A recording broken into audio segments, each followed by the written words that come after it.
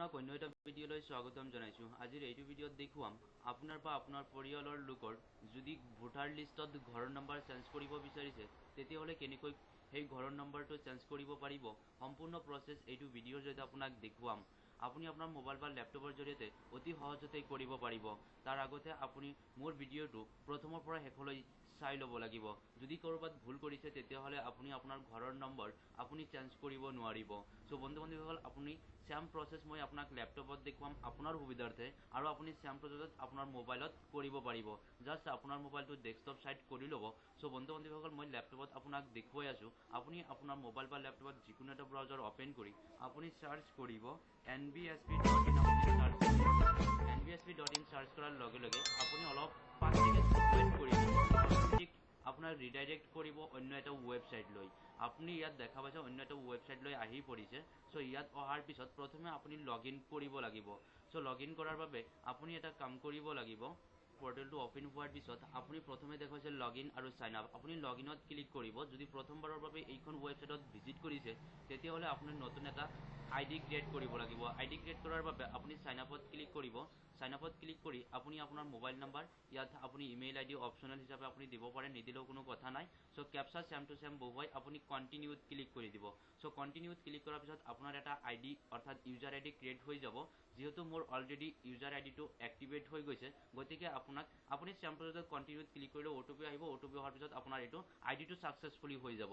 So হোৱাৰ পিছত আপুনি ইয়াত লগইন কৰাৰ অপচন আহি পৰিব বা আপুনি লগইনত ক্লিক কৰি আপোনাৰ ইয়াত ৰেজিষ্টাৰ্ড মোবাইল নাম্বাৰ অৰ্থাৎ যেটো আপোনাৰ ইউজাৰ আইডি হৈছে সেই মোবাইল নাম্বাৰটো ইয়াত দি দিব। তাৰ পিছত ইয়াত আপুনি পাসওয়াৰ্ডটো বহুৱাই দিব। সো যেটো পাসওয়াৰ্ড আপুনি আইডি ক্ৰিয়েট কৰাৰ সময়ত দিয়া হৈছিল। সো পাসওয়াৰ্ড দিয়াৰ পিছত আপুনি ক্যাপচা সেম টু সেম বহুৱাই ৰিকুৱেষ্ট ওটিপিত ক্লিক কৰি দিব। ৰিকুৱেষ্ট ওটিপিত ক্লিক কৰাৰ পিছত আপোনাৰ ৰেজিষ্টাৰ্ড মোবাইল নাম্বাৰত ওটিপি যাব। আপুনি ওটিপি ইয়াত বহুৱাই ভেৰিফাই এণ্ড লগইনত ক্লিক কৰি দিব। ভেৰিফাই এণ্ড লগইনত ক্লিক কৰাৰ পিছত আপোনাৰ আইডিটো সম্পূৰ্ণভাৱে লগইন হৈ যাব। সো লগইন হৈছে নে নাই আপুনি হেতু চেক কৰাৰ বাবে ইয়াত আপোনাৰ নামটো শো কৰিব আৰু ইয়াত আপুনি দেখাছে প্ৰফাইল চেঞ্জ পাসওয়াৰ্ড আৰু লগ আউট। আপুনি তিনিটা ইয়াত আপুনি দেখা পাব। সো তাৰ পিছত আপোনাৰ ঘৰৰ নম্বৰটো চেঞ্জ কৰাৰ বাবে আপুনি স্ক্ৰল ডাউন কৰিব। স্ক্ৰল ডাউন কৰাৰ পিছত আপুনি ইয়াত দেখাছে shifting of residence, correction of entries in existing electoral roll, replacement of EPIC marking of PWD। আপুনি ইয়াত ফৰ্ম 8ত ক্লিক কৰি দিব। ফৰ্ম 8ত ক্লিক কৰাৰ পিছত আপোনাৰ সন্মুখত এনেকৈ আহি পৰিব। যদি আপোনাৰ মোবাইল নাম্বাৰটো আপোনাৰ বা আপোনাৰ পৰিয়ালৰ কোনো এজন লোকৰ হয় বা আপোনাৰ মোবাইল নাম্বাৰটো কিন্তু আপুনি আপোনাৰ দেউতা বা মাকৰ ঘৰ নম্বৰটো চেঞ্জ কৰিব বিচাৰিছে তেতিয়াহলে আধাৰত ক্লিক কৰিব, অন্যথা আপুনি সেলফত ক্লিক কৰিব। সো মই আধাৰত ক্লিক কৰিছো। আধাৰত ক্লিক কৰাৰ পিছত ইয়াত আপুনি এন্টাৰ ইপিক নাম্বাৰ আপোনাৰ ভোটাৰ কাৰ্ডৰ নাম্বাৰটো ইয়াত বহুৱাই দিব। বহুৱাৰ পিছত আপুনি সাবমিটত ক্লিক কৰিব। সাবমিটত ক্লিক কৰাৰ পিছত আপোনাৰ ভোটাৰ কাৰ্ডৰ যেটো নাম আপোনাৰ দেউতাকৰ নাম সম্পূৰ্ণ ইয়াত আহি পৰিব। আপুনি ইয়াত দেখা পাইছে আপুনি ওকেত ক্লিক কৰি দিব। ওকেত ক্লিক কৰাৰ পিছত আপুনি ইয়াত দেখা পাইছে শিফটিং অফ ৰেসিডেন্স আৰু দ্বিতীয় নম্বৰত দেখাছে correction of entries in existing electoral roll. আপুনি ইয়াত ক্লিক কৰিব। ইয়াত ক্লিক কৰাৰ পিছত আপুনি ওকেত ক্লিক কৰিব।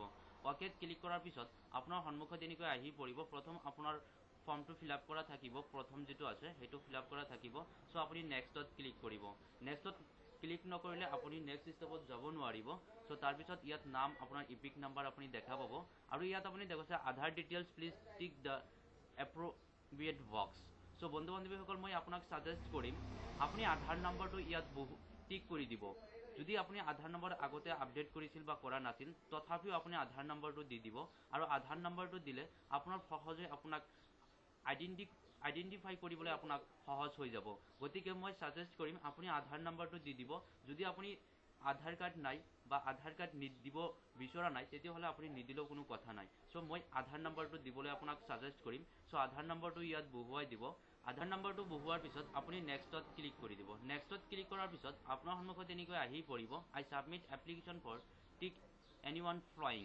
সো আপুনি ইয়াত দেখা পাইছে এইটো টিক কৰা থাকিব। আপুনি স্ক্ৰল ডাউন কৰিব আৰু স্ক্ৰল ডাউন কৰাৰ পিছত আপুনি ইয়াত দেখা পাইছে এপ্লিকেশ্যন ফৰ কাৰেকশ্যন। যদি আপোনাৰ নাম, gender, date of birth, relation type, relationship, relation's name, address, mobile number, photo আপুনি এইকেইটা আপুনি আপডেট নিজেই কৰিব পাৰিব। সো যেহেতু আপোনাৰ ঘৰৰ নম্বৰটো কেনেকৈ চেঞ্জ কৰিব লাগে হেতু দেখুৱাম গতিকে আপুনি এড্ৰেছত ক্লিক কৰিব আৰু এড্ৰেছত ক্লিক কৰাৰ পিছত আপোনাৰ ঘৰ নম্বৰৰ অপচন আহি পৰিব। সো ইয়াত আপুনি দেখাছে house building apartment number. So বৰ্তমান যিটো আপুনি নাম্বাৰ চেঞ্জ কৰিব বিচাৰিছে বা আগতে আপোনাৰ ঘৰৰ নাম্বাৰটো আছিল 120 যদি 120 আছিল তেতিয়াহ'লে আৰু আপুনি এতিয়া কৰিব বিচাৰিছে 120 ক তেতিয়াহ'লে আপুনি সেইটো দিব বৰ্তমান যিটো আপুনি কাৰেকশ্যন কৰিব বিচাৰিছে সেই ঘৰৰ নম্বৰটো ইয়াত আপুনি বহুৱাই দিব অৰ্থাৎ আপোনাৰ দেউতাকৰ বা মাকৰ যিটো কৰিব বিচাৰিছে বা কাৰোবাৰ লগত নাই আপুনি নতুন এটা নাম্বাৰ ইয়াত দিব বিচাৰিছে আপুনি সেই নাম্বাৰটো ইয়াত দি দিব মই ইয়াত দি আছোঁ এটা যেহেতু মই মোৰ ঘৰৰ নম্বৰ 1257 গতিকে মই 1257 ক দিছোঁ ইয়াত ঠিক আছে ক দিয়াৰ পিছত ইয়াত আহি পৰিব অট'মেটিকলি ইয়াত শ্ব' কৰিছে 1257 ক ইয়াত আহি পৰিছে চ' এনেকৈ আগতে মোৰ 1257 আছিল এতিয়া মই কটো এড কৰিব বিচাৰিছোঁ গতিকে মই ইয়াত এড কৰি দিছোঁ হা তাৰপিছত আপুনি ইয়াত দেখিছে street area locality Mohalla road আৰু ইয়াত আপুনি আপোনাৰ এৰিয়া বা লোকেলিটি দিব পাৰে বা আপোনাৰ গাঁৱৰ নামটো ইয়াত লিখি দিব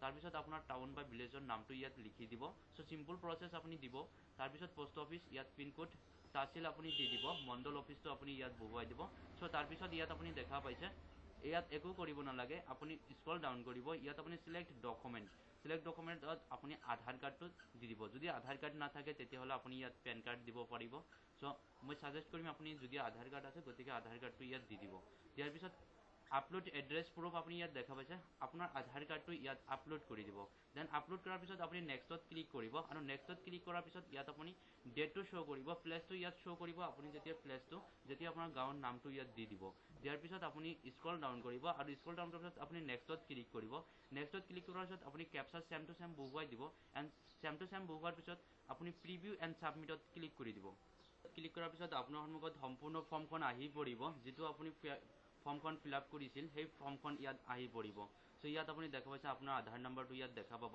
চ' যিখিনি আপুনি ফিল আপ কৰিছে সম্পূৰ্ণ আপুনি ইয়াত দেখা পাব চ' আপুনি স্ক্ৰল ডাউন কৰিব আৰু স্ক্ৰল ডাউন কৰাৰ পিছত আপুনি ইয়াত দেখা পাব আপোনাৰ ঘৰৰ নম্বৰটো ইয়াত আপুনি যিটো চেঞ্জ কৰিব বিচাৰিছে সেই ঘৰৰ নম্বৰটো ইয়াত আপুনি দেখা পাব চ' সেই ঘৰৰ নম্বৰ আপোনাৰ পৰৱৰ্তী সময়ত যেতিয়া এপ্ৰুভ হৈ যাব আপোনাৰ ষ্টেটাছখন এপ্ৰুভ হোৱাৰ পিছত আপোনাৰ এই ঘৰৰ নম্বৰটো আপোনাৰ ভোটাৰ লিষ্টত আপোনাৰ এড হৈ যাব চ' বন্ধু বান্ধৱীসকল ইয়াত আপুনি দেখা পালে চ' আপুনি স্ক্ৰল ডাউন কৰিব আৰু স্ক্ৰল ডাউন কৰাৰ পিছত আপুনি ইয়াত হৈছে কিপ এডিটিং যদি আপুনি ক'ৰবাত ভুল কৰিছে বা যেনেকুৱা মই ইয়াত লিখিছোঁ 1257 ক যদি আপুনি ইয়াত ক'ৰবাত ভুল কৰিছে তেতিয়াহ'লে আপুনি পুনৰাই শুধৰণি কৰিব পাৰিব চ' সেইটো যদি কৰিব বিচাৰিছে তেতিয়াহ'লে কিপ এডিটিঙত ক্লিক কৰি আপুনি এইটো এডিটিং কৰিব পাৰিব চ' আপুনি যদি কোনো ধৰণৰ ভুল হোৱা নাই তেতিয়াহ'লে আপুনি ছাবমিটত ক্লিক কৰি দিব আপুনি য়েছত ক্লিক কৰি দিব য়েছত ক্লিক কৰাৰ পিছত ফৰ্মখন সম্পূৰ্ণৰূপে ছাবমিট হৈ যাব আৰু ছাবমিট হোৱাৰ পিছত আপুনি এই ফৰ্মখন প্ৰিণ্ট আউট কৰি ল'ব আৰু প্ৰিণ্ট আউট কৰাৰ পিছত আপোনাৰ এই ফৰ্মখন লগতে আপোনাৰ ভোটাৰ আইডি আধাৰ কাৰ্ডখন আপুনি আপোনাৰ